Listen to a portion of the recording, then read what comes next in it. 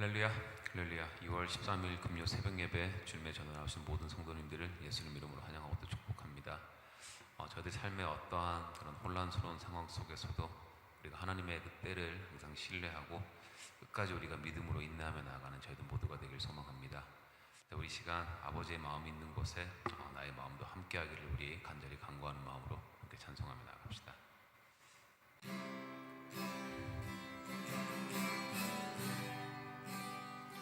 아버지, 당신의 마음이 있는 곳에 나의 마음이 있기를 원해요.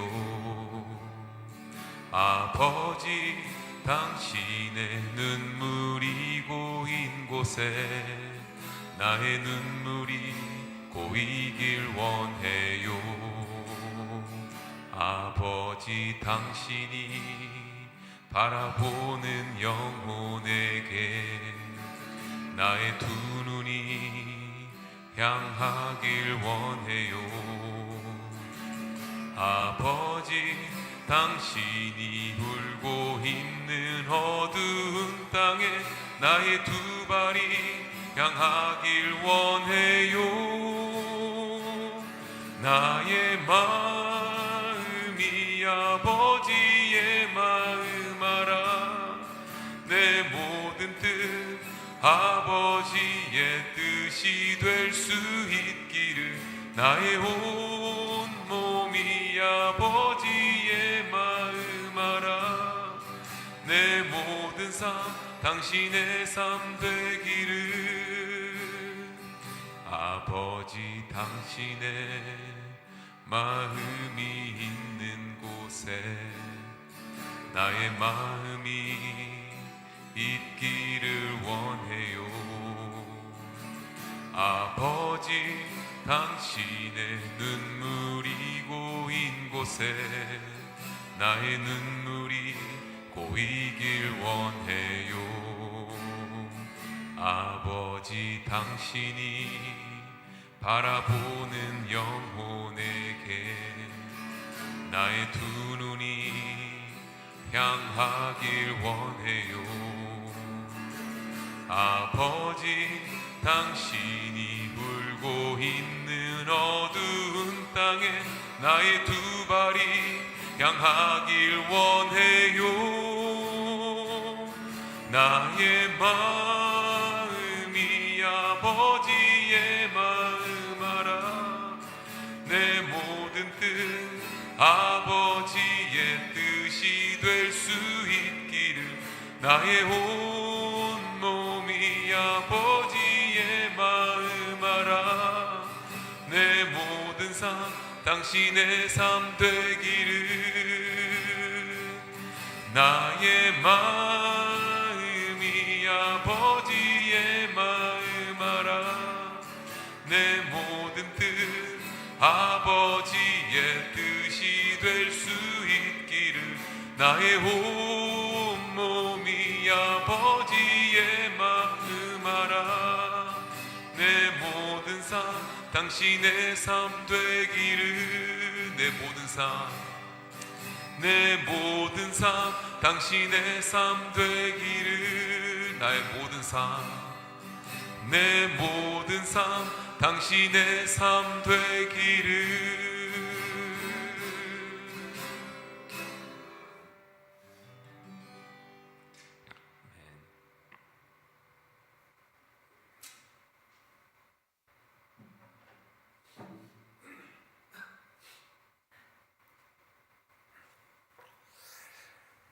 사랑과 은혜가 풍성하신 하나님 아버지, 오늘도 저희들에게 귀한 하루와 이 귀한 새벽을 허락하여 주셔서 저희를 또 주님의 전으로 불러주시고 하나님의 그 크신 은혜와 사랑을 마음껏 누리게 하시니 감사드립니다. 성령님, 이 시간 저희와 함께 하신 줄로 믿사오니 이 시간 저희들에게 말씀하여 주시고 아버지, 저희에게 길을 알려주시며 닫혀있는 우리의 마음 문을 열어주셔서 아버지, 드려지는 오늘 이 예배가 형식이 아니라 하나님을 깊이 만나는 시간 되게 하여 주시옵소서. 아버지, 저희들이 방금 찬양으로 믿음으로 고백하였듯이 아버지의 그 마음이 있는 곳에 나의 마음이 있게 하소서라는 이 고백이 우리의 간절하면서도 진실한 기도가 되기를 원합니다. 아버지께서 눈물 흘리시는 그 자리로 우리의 눈물이 향하게 하시고, 아버지께서 품고 계신 영혼들을 우리도 함께 품게 하여 주시옵시고, 내 뜻과 내 계산과 내 욕심이 아니라 아버지의 뜻이 나의 뜻이 되어 아버지의 소원이 나의 소원이 되게 하여 주시옵소서. 아버지, 시간 특별히 우리 북한 땅을 위해 기도합니다.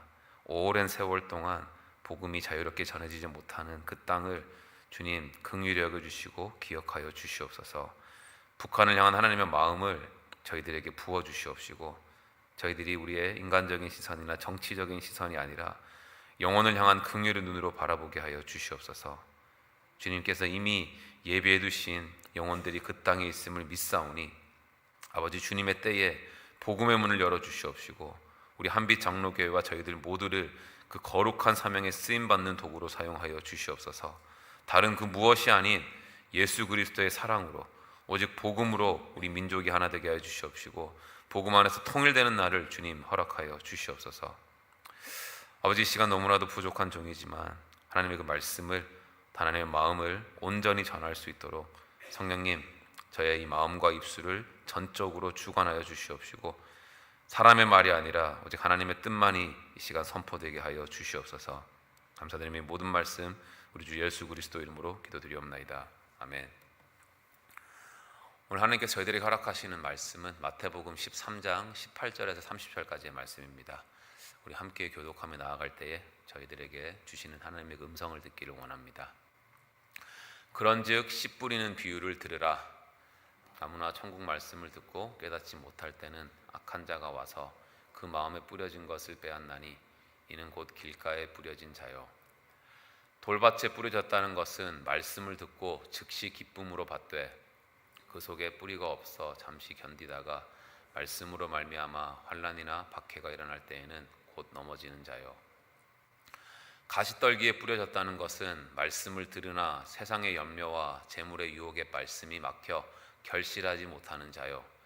좋은 땅에 뿌려졌다는 것은 말씀을 듣고 깨닫는 자니 결실하여 어떤 것은 100배, 어떤 것은 60배, 어떤 것은 30배가 되느니라 하시더라. 예수께서 그들 앞에 또 비유를 들어 이르시되 천국은 좋은 씨를 제밭에 뿌린 사람과 같으니 사람들이 잘 때에 그 원수가 와서 곡식 가운데 가라지를 덧뿌리고 갔더니 싹이 나고 결실할 때에 가라지도 보이거늘 집주인의 종들이 와서 말하되 주여 밭에 좋은 씨를 뿌리지 아니하였나이까? 그런데 가라지가 어디서 생겼나이까? 주인이 이르되 원수가 이렇게 하였구나. 종들이 말하되 그러면 우리가 가서 이것을 뽑기를 원하시나이까? 주인이 이르되 가만두라. 가라지를 뽑다가 곡식까지 뽑을까 염려하느라. 다 같이 읽겠습니다.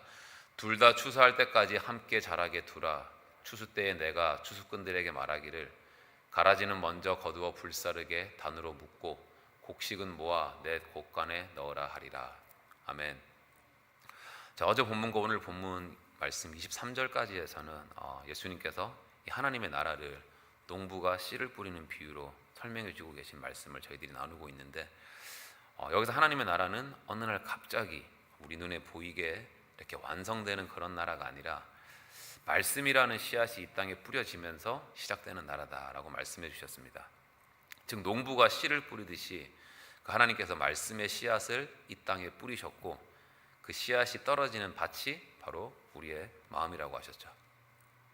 근데 같은 씨앗이 뿌려졌는데도 모두가 같은 열매를 맺지 못하는 이유는 바로 길가와 같은 마음, 돌밭과 같은 마음, 그 다음에 가시덤불로 이렇게 뒤덮인 마음. 그러니까 우리가 처한 여러 가지 상황과 환경에 따라서 이 시도 때도 없이 변하는 우리의 이런 마음 상태 때문에 말씀이 우리 삶 속에서 온전히 열매를 맺지 못한다라고 말씀해 주셨습니다.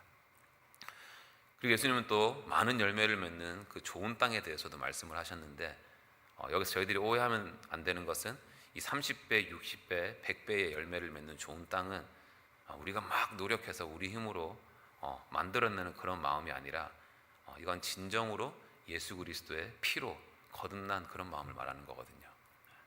그래서 열매는 우리의 노력으로 만들어내는 어떤 결과가 아니라 이 거듭난 우리의 심령 위에 맺히는 하나님의 은혜의 열매라는 것이고, 그렇기 때문에 예수 그리스도 안에 있는 우리는 그 은혜로 반드시 열매를 맺도록 붙들린 존재다라는 것이죠. 여러분 믿으십니까? 네. 그리고 이것이 바로 예수님께서 말씀하시는 씨 뿌리는 비유의 핵심입니다.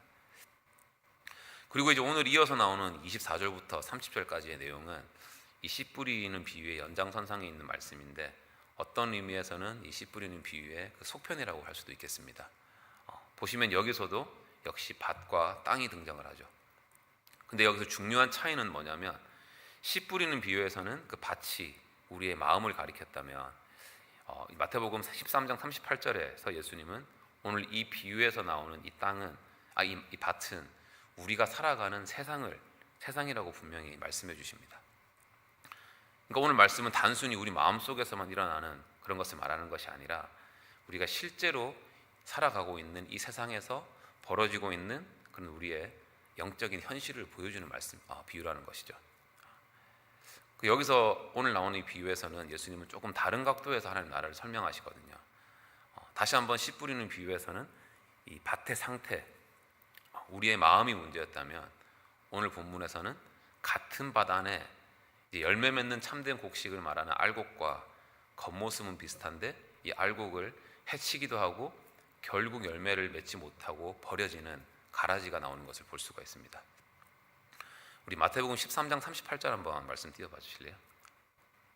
자, 거기 보면 밭은 세상이요, 좋은 씨는 천국의 아들들이요, 가라지는 악한 자의 아들들이요. 여기서 보시듯이 좋은 씨는 하나님께 속한 자녀들을 가리키는 것이고, 가라지는 이 악한 자의 아들들, 곧 원수에게 속한 자들을 가리킵니다. 그러니까 이 세상이 다른 밭 안에 하나님의 아들들과 원수의 아들들이 함께 존재하고 같은 공간에서 같은 시대를 살아가고 있다는 것이죠. 근데 문제는 이 둘이 겉으로는 구별하기가 엄청나게 힘들다는 것입니다. 이 자라는 동안에는, 씨앗 때부터 이 자라는 동안에는 겉모습이 거의 다 똑같아 보이는데, 나중에 추수때가 돼서 열매를 맺는 순간이 되어야만이 그 정체가 분명하게 구별이 되고 드러난다는 것이죠. 그래서 이 알곡과 가라지의 비유를 통해서 예수님은 이 하나님의 나라가 지금 우리가 살아가고 있는 이 세상 가운데 어떤 모습으로 존재하고 있는지를 보여주고 있는 거예요. 즉 하나님의 나라는 이미 시작은 되었지만 아직 완성된 상태는 아니라는 것이고, 예수님 오실 때까지 지금 우리가 그 완성을 향해 나아가는 시간 속에서 살아가고 있다는 것입니다.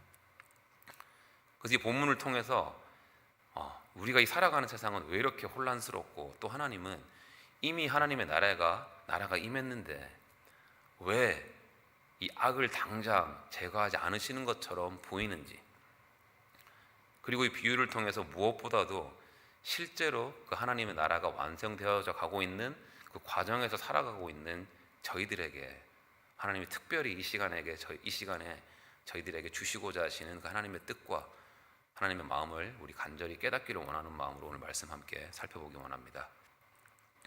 자, 오늘 본문 24절과 25절에서 한번 띄워봐 주실래요? 자, 천국은 좋은 씨를 제 밭에 뿌린 사람과 같으니, 사람들이 잘 때에 그 원수가 와서 곡식 가운데 가라지를 덧뿌리고 갔더니 라고 말씀하시는데, 이 장면을 한번 떠올려 볼게요. 먼저 이 비유의 출발점은 아주 분명합니다. 농부는 좋은 씨를 자기 밭에 뿌렸습니다. 그리고 그 씨에 문제가 있었던 것도 아니고, 밭에 문제가 있었던 것도 아니고, 농부가 게을렀던 것도 아니고, 농부가 실수를 한 것도 아닙니다. 그러니까 모든 과정이 처음부터 끝까지 정상적이고, 농부가 이렇게 좋은 열매를 맺으려고 하는 그 의도도 분명했죠. 근데 문제가 생기는데, 이 문제는 씨를 뿌릴 때 생긴 것이 아니라 사람들이 잠들어 있는 사이에 그때 바로 원수가 와서 그 밭에다가 가라지를 몰래 뿌리고 갔다라는 것입니다. 그러니까 이 장면은 하나님의 나라가 임한 후에 저희들에게 일어나는 현실을 보여주는 내용이거든요. 그러니까 하나님의 말씀이 뿌려지고 하나님의 나라가 이루어지기 시작할 때 동시에 원수의 방해도 시작된다라는 것입니다. 여기서 예수님이 강조하시는 포인트는 또 뭐냐면, 원수는 이 다른 밭이나 버려진 땅이나 그런 황무지에는 관심이 없고, 이 좋은 땅, 이미 알곡이 자라고 있는 밭에만 가라지를 뿌린다라는 거예요. 왜냐하면 원수의 목적은 그 밭을 완전히 망쳐버리는 데 있는 게 아니라 이 알곡을 망치는 데 있는 거거든요. 이제 근데 그 사실을 알아챌 수가 힘들 수밖에 없는 게, 왜냐하면 아까도 말씀드렸듯이 가라지는 씨앗에서부터 열매를 자랄 때까지 알곡과 거의 구별이 안 되기 때문입니다.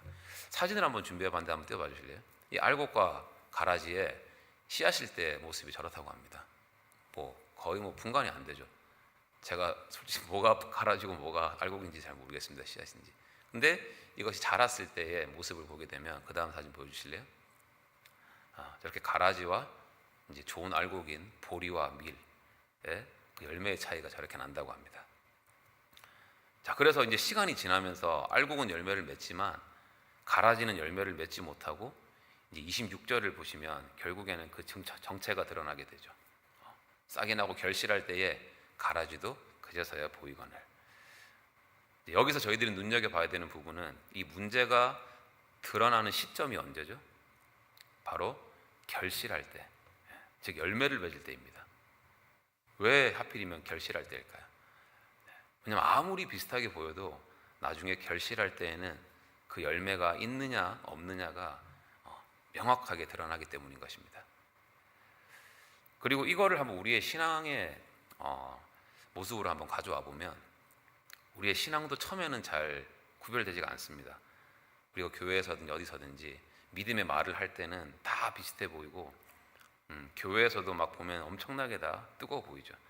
특히 처음 교회 나왔을 때 막 열심히 봉사할 때, 열정이 엄청나게 넘칠 때는 진짜 막 겉모습만 보면 다 선교사로 헌신해서 죽으면 죽으리라라는 순교하는 각오로 막 살아갈 것처럼 보입니다. 근데 시간이 지나고 진짜 우리 삶의 자리에서 어떤 열매를 맺는지 나타나기 시작하면, 그제서야 진짜 믿음이 나타나는 것이죠. 예를 들어서 우리 삶에 내가 예상치 못한, 내 힘으로는 도저히 해결할 수 없는 어떤 그런 어려움이 닥쳤을 때, 그때 우리는 어떻게 반응하는지를 보면 알 수가 있고, 내가 어떤 선택을 해야 되는데 나한테 엄청나게 손해를 보는 선택인데 하나님 원하시는 것은 아니다. 그때 우리가 어떤 선택을 하는지 봐야 되는 것이고, 아무도 안 볼 때 우리가 어떤 마음으로 어떤 식으로 살아가고 있는지, 그런 삶의 열매를 통해서 무엇이 알곡이고 무엇이 가라지인지가 조금씩 드러나기 시작한다는 것입니다. 그래서 이제 27절에서는 이제 종들이 이상함을 느끼고 주인에게 이렇게 묻습니다. 주인님, 밭에다가 좋은 씨를 뿌리지 않았습니까? 근데 이 가라지는 도대체 어디에서 생긴 겁니까? 라는 질문을 하는데, 이 질문은 단순히 농사에 대한 질문을 하는 것이 아니라, 사실 이건 이 비유에서 밭이 우리가 살아가는 세상인 것을 감안을 하면 오늘날 저희들이 하나님께 이런 식으로 묻는 것과 같은 맥락인 거예요. 하나님, 세상이 왜 이렇습니까? 하나님이 계시고 하나님의 나라가 임했다고 하시는데 왜 우리가 마주하는 현실은 이렇게 악해 보이고 이렇게 혼란스럽습니까? 왜 악은 사라지지 않고 왜 선하게 살려고 하는 사람들이 이렇게 손해를 받는 것 같고 상처를 받고 살아가고 있습니까? 라는 이런 질문들이요. 저희들이 많이 하잖아요, 이런 질문들. 그리고 이 질문 앞에서 이 주인은 망설이지 않고 28절에서 분명하게 대답해 주십니다. 28절 볼까요? 자, 주인이 이르되 원수가 이렇게 하였구나. 그러니까 이 말씀을 통해서 예수님께서 이 혼란의 원인은 하나님께 있는 것이 아니다라는 것을 분명하게 말씀해 주고 있는 것입니다. 즉 하나님의 나라가 실패해서도 아니고 말씀의 능력이 없어서도 아니다. 이 문제와 어그러짐은 우리의 이 원수가 의도적으로 만들어낸 것이고, 하나님의 나라가 이루어지는 그 자리에서 동시에 일어나게 되는 우리의 영적 현실이라는 것을 지금 저희들에게 분명하게 말씀해 주고 있는 것입니다. 그래서 이제 이 종들이 가라지가 함께 자라고 있는 사실을 알게 되니까 이제 가만히 있지를 못하죠. 그래서 28절 후반절에 보면 이렇게 묻습니다. 아니 주인님, 그러면 이 우리가 가가지고 이 나쁜 이 가라지를 빨리 당장 뽑아야 되는 거 아닙니까? 그러니까 종들 입장에서는 아주 정상적인 질문이고 오히려 믿음이 있어 보이는 질문이죠. 왜냐하면 잘못된 것이 있으면 빨리 고쳐야 되고 악한 게 있으면 바로 제거해버리고 싶은 게 저희들의 마음이잖아요. 근데 주인의 대답은 그래, 너희들이 옳다, 저거 위험할 수 있으니까 빨리 뽑아버려라, 이렇게 말한 것이 아니라 가만히 둬라. 가라지를 뽑다가 이 곡식까지 뽑을까 내가 염려하노라 하라고 오히려 걱정하시듯이 말씀을 합니다. 그러니까 이 말이 상식적으로는 조금 이해가 힘든 게, 왜냐하면 악한 가라지가 보이면 빨리 그것만 뽑으면 문제가 해결이 될 거 아니에요. 근데 주인이 여기서 왜 가만히 두라고 하고 있냐면, 이건 주인이 지금 사태 파악이 안 되고 상황을 잘 모르고 지금 문제를 제대로 모르고 하는 말이 아니라 이 상황을 너무나도 잘 알고 있기 때문에 이렇게 말을 하는 것입니다. 왜냐하면 이 가라지와 알곡은 그 밑에서 겉으로 보이기는 나중에 열매를 맺을 때 분별될지 모르지만 뿌리가 지금 서로 엉켜 있기 때문에 종들이 가라지를 뽑는 순간 동시에 알곡도 함께 뽑히거나 상처를 입게 되거든요. 그러면서 주인이 30절에서 이렇게 말씀하는 거죠. 둘 다 추수할 때까지 함께 자라게 두라. 이 말은 가라지가 괜찮다라는 뜻도 아니고 이 가라지를 인정하자라는 그런 말도 아닙니다. 왜냐하면 주인은 분명히 가라지는 나중에 가라지대로 묶어서 마지막에는 반드시 불사를 것이라고 말씀을 하잖아요. 그래서 여기서 주인이 지금 말하고 있는 것은 단지 지금은 그 때가 아니라는 것입니다. 예수님 나중에 그 39절에서 보시면 이 비유를 가라지를 뿌린 원수는 마귀요, 추수 때는 세상 끝이요, 추수꾼은 천사들이니 라고 말씀하시거든요. 즉 가라지를 뽑아내는 일은 종들의 일이 아니라 주인의 일이다. 그러니까 심판은 종들의 우리의 몫이 절대로 아니라는 것입니다. 여기서 예수님은 하나님의 나라가 지금 이 세상 가운데 어떤 모습으로 존재하는지를 저희들에게 보여주고 있는 건데, 즉 하나님의 나라는 이미 이 땅에 임했지만 예수님께서 다시 오실 때까지는 우리가 지금 그 완성되어져 가고 있는 과정에 있다는 것이죠. 그렇기 때문에 아직 이 세상에 알곡과 가라지가 여전히 함께 존재하는 것이고, 믿는 자들과 믿지 않는 자들이 함께 섞여 살아가고 있는 것이죠. 그래서 우리가 살아가면서 아니 왜 이렇게 세상이 엉망인가, 왜 악이 더 잘 되는 것처럼 보이는가 라는 질문이 생길 때, 그때 예수님께서 지금 이 시간 오늘 비유를 통해서 저희들에게 이렇게 말씀해 주시는 거예요. 지금은 정리의 때가 아니고 심판의 때가 아니고 기다림의 때다. 아직 추수할 때가 오지 않았을 뿐이다. 여러분, 오늘 말씀처럼 추수의 때는 곧 심판의 때는 반드시 옵니다. 그래서 지금은 우리가 뭘 해야 될 때냐? 하나님의 때를 신뢰하면서 인내로 견디는 시간이라는 것이죠. 씨를 뿌리는 순간 농사는 이미 시작이 된 거예요. 근데 우리가 씨를 뿌렸다고 해서 그 열매를 바로 거두진 않잖아요.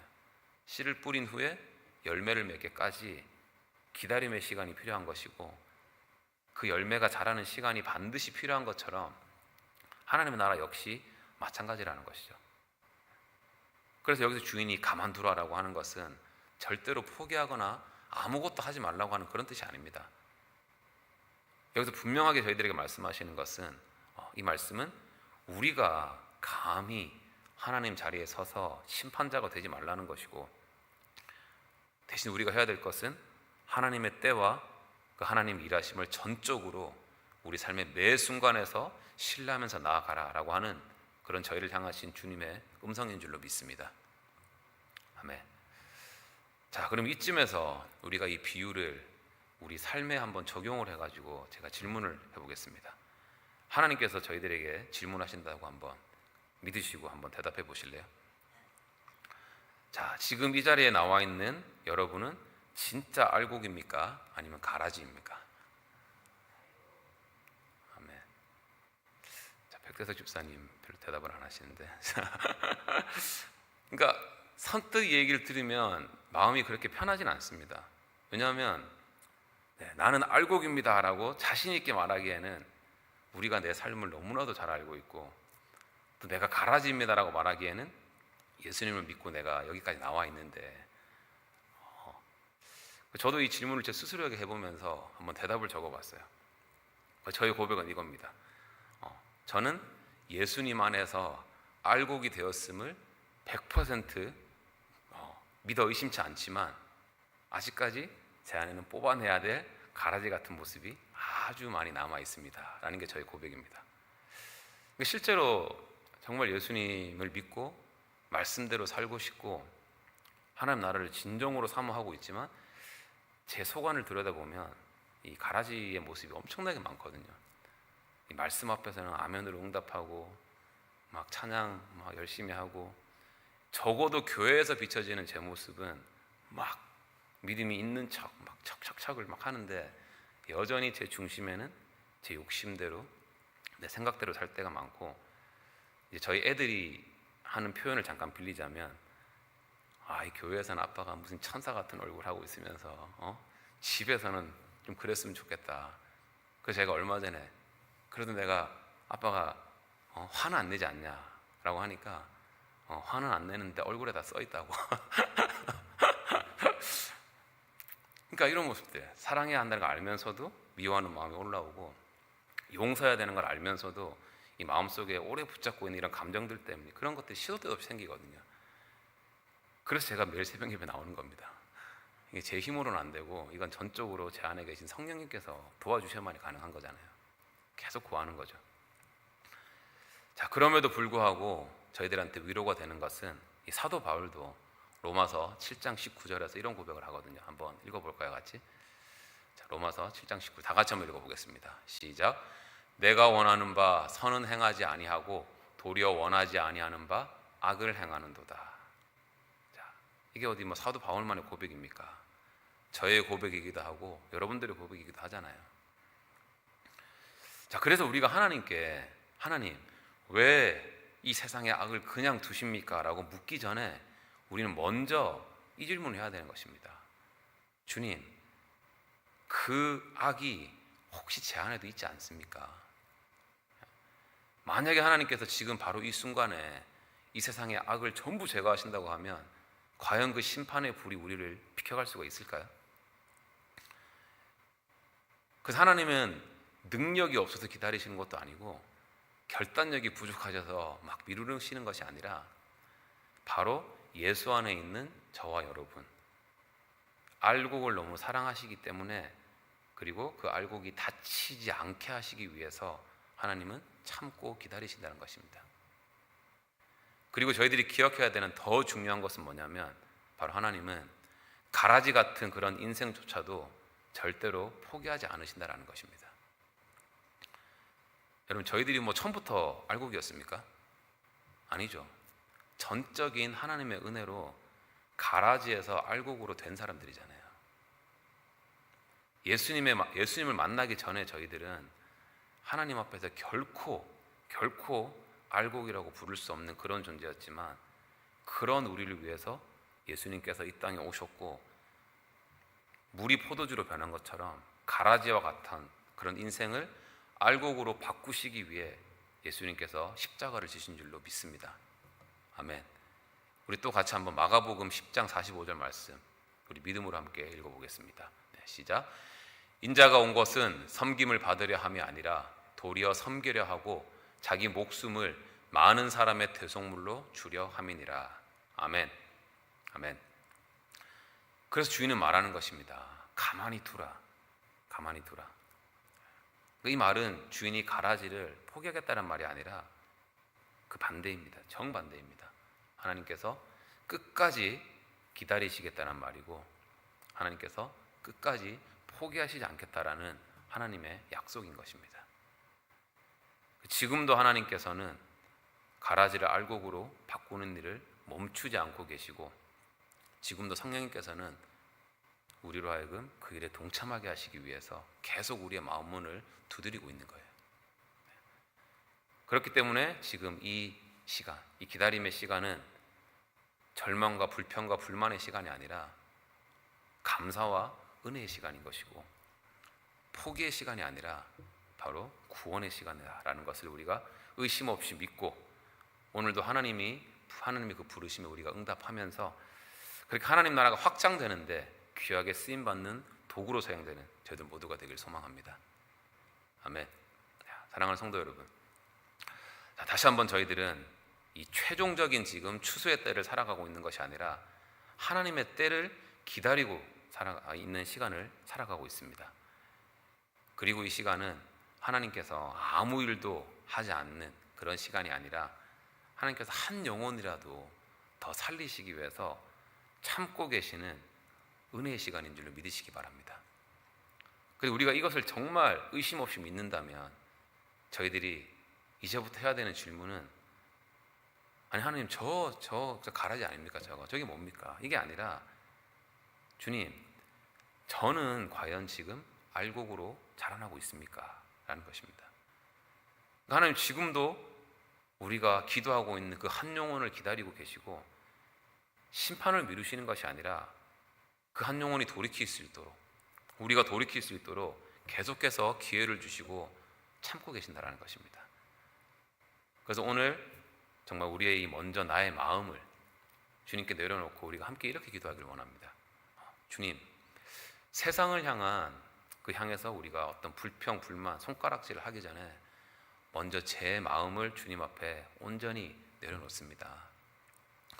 겉으로는 알곡처럼 보이지만 여전히 교만과 내 중심대로 살아가고 있는 저의 모습을 주님 불쌍히 여겨주시고 긍휼히 여겨주시옵소서. 추수의 때를 참고 기다리는 그 하나님의 인내 안에 저를 붙들어 주시고 흔들리지 않게 하여 주시고 끝까지 믿음으로 자라나며 제 삶의 성령의 참된 열매가 정말 겉모양이 아니라 실제로 제 삶에서 맺히게 하여 주시옵소서. 여러분, 하나님은요 물을 포도주로 바꾸신 것처럼 저희가 어떠한 삶을 살아왔든지 어떠한 모습이든지 우리가 주님께 진정으로 회개하고 나오는 자들을 끝까지 책임져 주시고 마지막 추수 때까지 우리를 붙들고 가시는 분이 바로 우리의 하나님, 나의 하나님이심을 의심 없이 믿으시기 바랍니다. 네. 그래서 오늘도 우리가 성령님께 전적으로 의지해서 믿음으로 견디고 우리가 매 순간순간 끝까지 회개하며 끝까지 사랑하고 끝까지 복음 붙들고 나아가는 저 여러분 되기를 예수님 이름으로 축원합니다. 아멘. 기도하겠습니다. 사랑과 은혜가 풍성하신 하나님 아버지, 저희 오늘 알곡과 이 가라지의 비유를 통해서 저희 마음을 다시 한번 비추어 주시니 감사드립니다. 아버지, 저희는 너무나도 쉽게 이 세상을 향해서 질문을 하고 다른 사람들을 향해 판단하고 하지만 정작 우리 안에 있는 이 가라지를 보지 못할 때가 너무나도 많습니다. 겉으로는 믿음 있는 것처럼 보이려고 하지만 속으로는 여전히 우리 중심적으로, 자기 중심적으로 살아가는 모습, 참 이 모든 것들 주님 앞에 아버지 시간 내려놓습니다. 제 안에 숨겨진 그 가라지를 드러내어 주시고 이 시간 십자가의 은혜로 주님 치유하여 주시옵소서. 아버지, 지금은 정죄하는 시간이 아니라 회개할 시간임을 믿습니다. 판단하는 시간이 아니라 주님께 붙들리는 시간인 줄로 믿습니다. 우리가 연약해도 아버지, 주님은 끝까지 우리를 포기하지 않으시고 마지막 추수 때까지 책임지시는 분이심을 믿사오니 아버지, 기다림의 시간이 우리가 어떤 상황 속에서도 이 시간은 절망의 시간이 아니라 은혜의 시간이 되게 하여 주시옵시고 억지로 버티는 시간이 아니라 기쁨으로 순종하며 나아가는 시간 되게 하여 주시옵시고 아버지, 그냥 아무것도 안 하고 머무르는 시간이 아니라 하나님이 진정으로 원하시는 열매 맺는 시간 되게 하여 주시옵소서. 성령님, 저희를 인도하여 주시옵소서. 감사드리며 마지막 추수의 날까지 저희를 끝까지 붙들어 주실 주님을 신뢰하며 우리 주 예수 그리스도 이름으로 기도드리옵나이다. 아멘.